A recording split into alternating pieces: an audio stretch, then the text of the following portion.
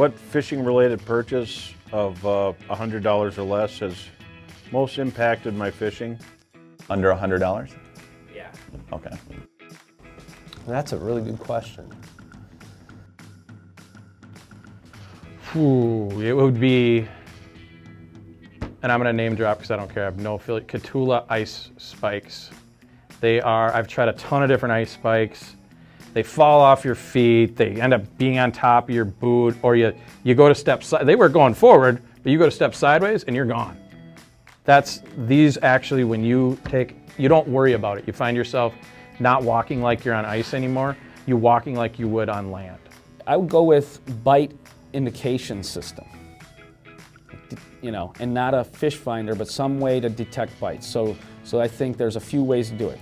String bobbers, like my Legend has, tight lining with high vis line, like my Michigan type buddies do, and then there's your noodle type tips with the high vis tip on the pole that loads up. So I think bite indication is the real key to seeing bites on the ice and catching more fish. And I think people want to believe they can feel the bites more than they actually can. And I think they miss more bites than they know.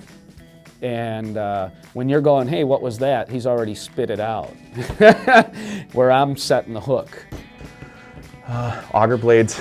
Without good auger blades, I can't do what I do. I love to drill holes. I know a lot of people get out and they ice fish and they drill holes, but I truly love drilling a lot of holes and moving around. In the summer, it's the same way in my boat.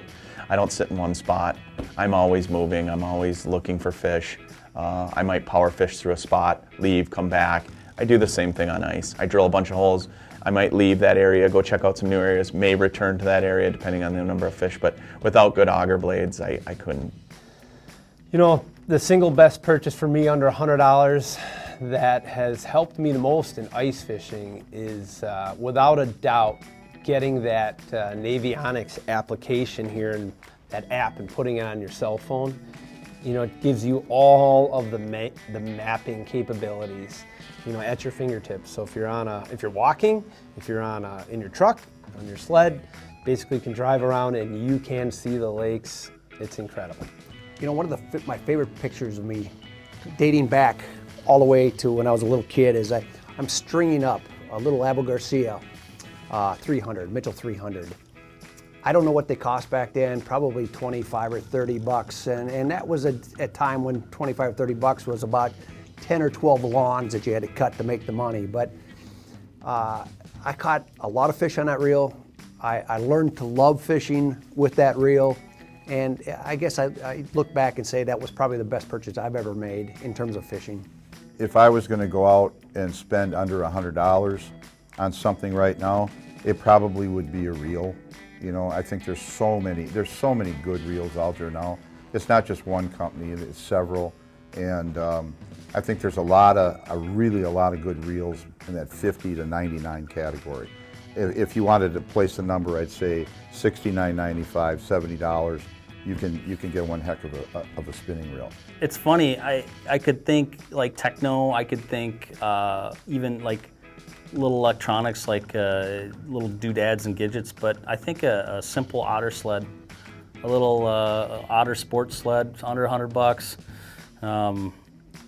I was one of those kids that used to have a little cheap plastic sled that you'd slide down the hill with and use that to haul up my ice fishing stuff, and I dumped my stuff about 62 times on the way to the lake and then along the side of the shore, and just having a little bit of lip on the edge of that sled. Well, amazing, your stuff doesn't fall out. I don't know, it's a tough one, but I would have to say quality lures. Quality lures, I mean, no matter what kind of rod you have, no matter what kind of line you have to have a good presentation. Whether you're wheeling live bait or you're dragging crankbaits, shallow divers, deep divers like a Rapala, Northland, Fireball jigs, any show you go, everybody can buy tackle. It's affordable, it's cheap. Everything else is a little more big ticket, but you can load up on a lot of tackle. I would say in the ice fishing world, it would be a hot box. For a purchase of around $100, you can't keep your holes open with any other contraption right now. and that one will keep them open until 20 below. So it allows that use of a rod at all times, and you don't have to be inside your shack to do it. If there's one thing that, you know, I lose every year or two and I gotta get it replaced and it's about $100, it's a game changer for me, it's a map chip.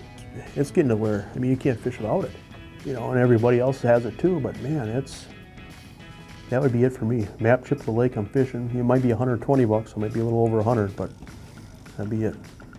I'm gonna tell you right now, I don't like getting cold.